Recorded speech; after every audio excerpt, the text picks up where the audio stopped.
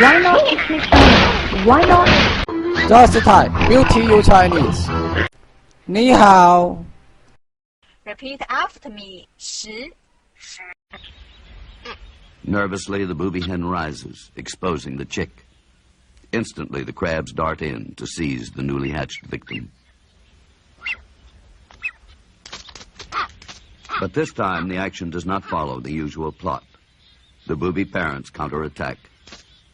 Even the crab's hard carapace is insufficient defense against the rapid-fire thrusts of the booby's powerful beak.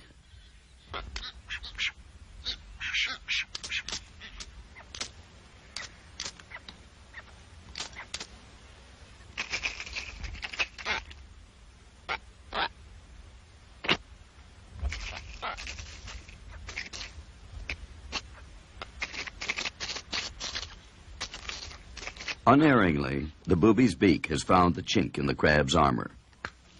Its damaged claw the price of the ill-fated attack on the nest. This crab, also badly hurt, simply performs a quick battlefield surgery, amputates its own claw. It will be regenerated in the next several molting cycles.